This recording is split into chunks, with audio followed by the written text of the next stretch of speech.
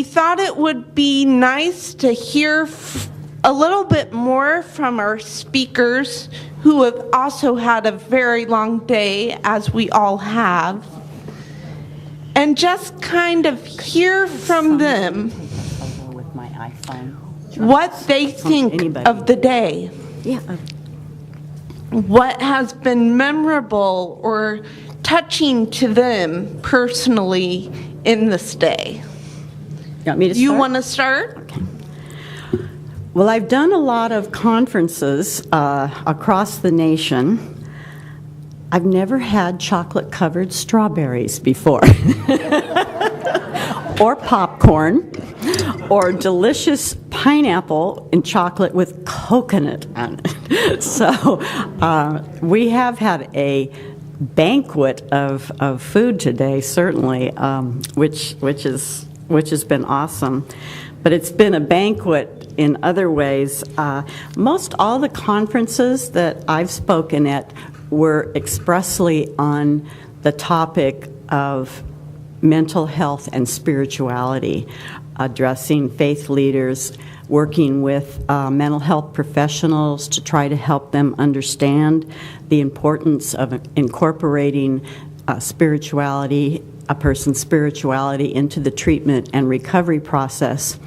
So all of you have been really a gift to me in terms of understanding and talking with many of you about the many challenges that some of us struggle with, and how we all are dealing with a lot of the same things, even though our challenges may be different. We still are dealing with stigma. We still want to be whole persons that God has intended us to be, and we want other people to.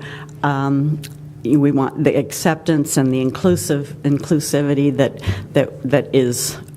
We are invited to the banquet, and so that has been a unique thing for me in this conference, is to be able to really learn from so many of you and to appreciate that where our interconnectedness. And I just loved Ann's beginning of hope with harmony, and that's kind of been something I've been meditating on since you spoke at noon. That has so many dimensions. Harmony has so many dimensions, and I just so that's something I need to do some more meditation on. But I just that really touched me. You touched me with your sharing of the Hawaiian, the beautiful rendition of Corinthians 2, and I just feel blessed by being here with you. Do I have a mic? Yes, you have a mic. Let me get it. Okay. Thank you. I knew it was somewhere, but I didn't know where it was. Well, I think what has really impressed me has been the work that lies ahead for all of us who have gathered here today, to commit ourselves to looking into further and to see how we can make for change.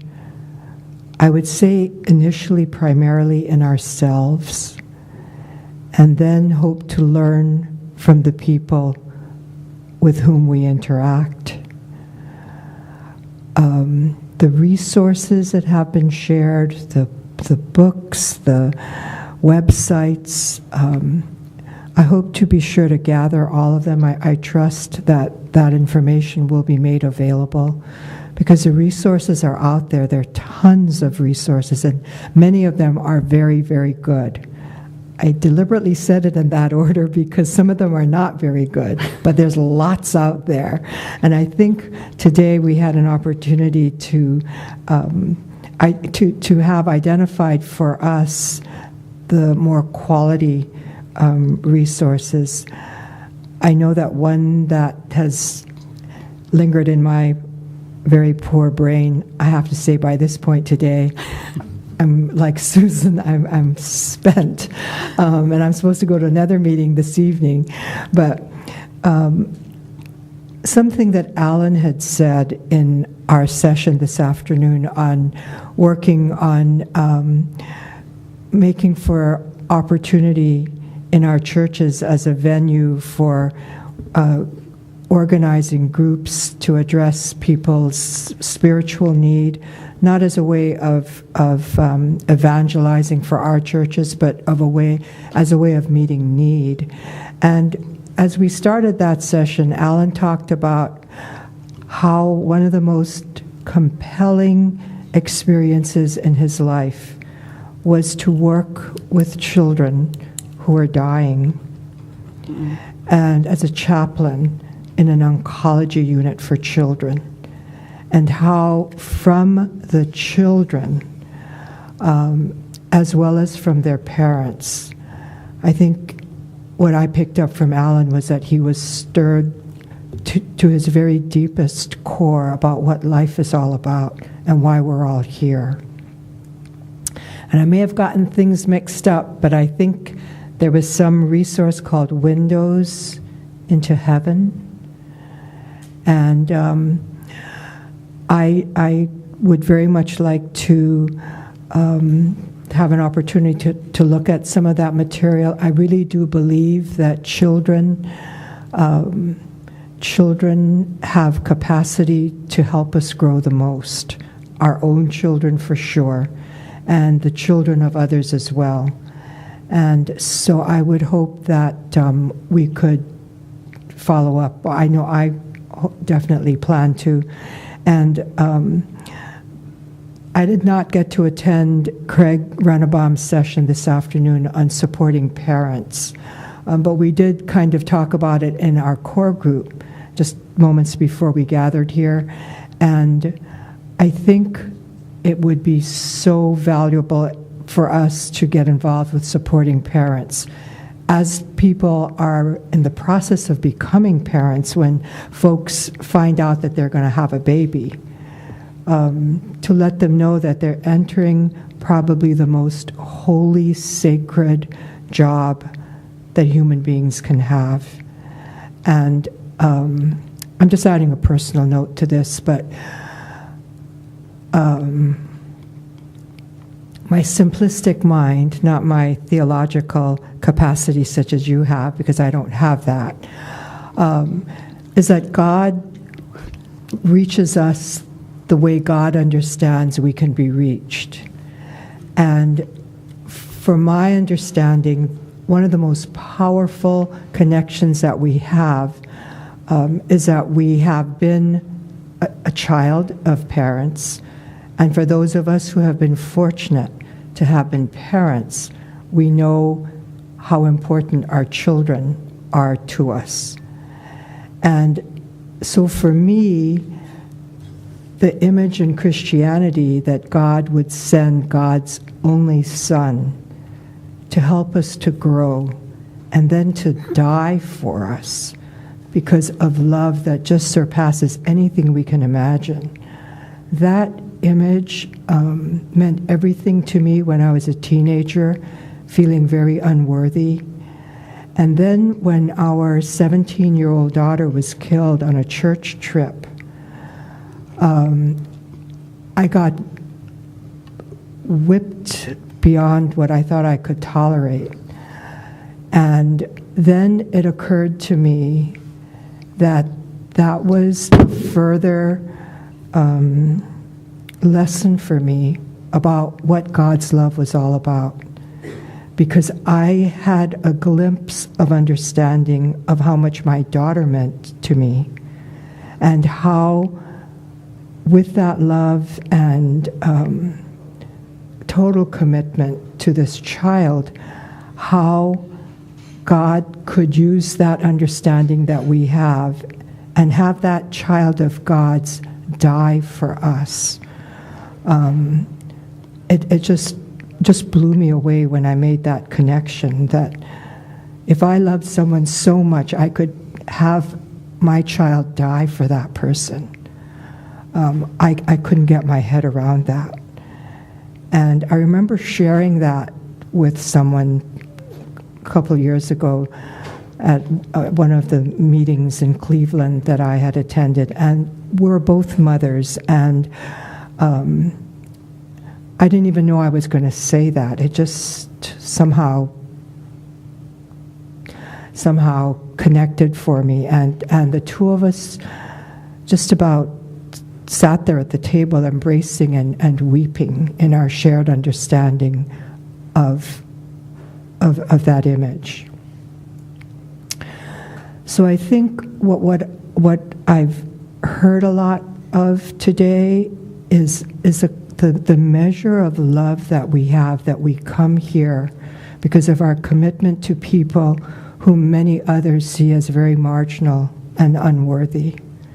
And so I'm very deeply grateful for those who have come today to what the UCCDM and the UCC Mental Health Network place as primary values for our denomination. I think I was also very touched by people are doing work in individual areas, kind of. We get kind of stuck in our own thing, and that can be really isolating. And not only the work you're doing, but spiritually isolating. And to realize that what we're doing is all interconnected, and to realize that we need each other, and we need what each other is doing, and we need to understand and recognize and be transformed and formed by that.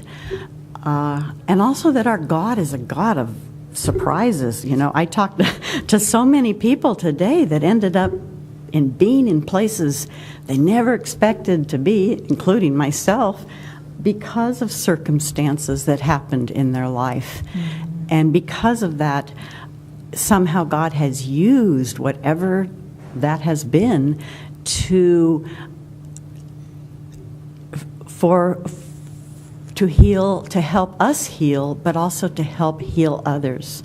And that we need each other. That too often, my learnings, I need to find a community that can also nurture my soul, mm-hmm. The way many of you have nurtured each other, and that we all need to nurture each other. So, I really thank you for that understanding. And we thank both of you for your wisdom and your being here and your leadership and your teaching today. Well, thank you for inviting us. It probably involves my own cultural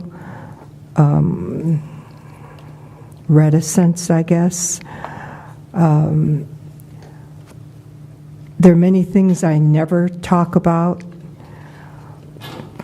partly because I feel free to talk about myself in terms of myself, but where what I say might hurt someone else, or I think it might hurt someone else, I hope that I don't talk about that which might hurt someone else. So even in a lot of things that were shared today, or I guess some things I cut out because of time, there were probably key things that I deliberately felt I could not share. And I think I need to begin to deal with that better, and to understand that truth could encompass respect and confidentiality, that I won't be betraying someone, but I know that's something I do need to look into in terms of my own developing. I'm on the verge of seriously thinking about retiring, And having worked crazy hours for most of the last 45 years, it's a rather daunting prospect about what can I still do, because I so believe that we derive our sense of our worth from being able to give and not just be taking. And so in my work with the people with whom I interact, I assure them that they have gifts that this troubled world needs. But I'm not exactly sure what mine are after I retire. And maybe that is causing me to not commit to retiring. I'm not sure. But those are some of the things that I really feel I need to work on so that I can continue on the journey. Thank you for asking that, Alan. To think about that one a little more. It's called Be a Sojourner. Yeah. Come along with me as a sojourner in faith. Bring along a sense of expectancy, a vision of high hopes, a glimpse of future possibility, a vivid imagination, for God's creation is not done. We are called to pioneer a future yet unnamed. As we venture forward, we leave behind our desires for a no-risk life, worldly accumulations, certainty. Let us travel light in the spirit of faith and expectation toward the God of our hopes and dreams. May we be witnesses to God's future breaking in. Come along with me as sojourners in faith, secure in the knowledge that we never travel alone.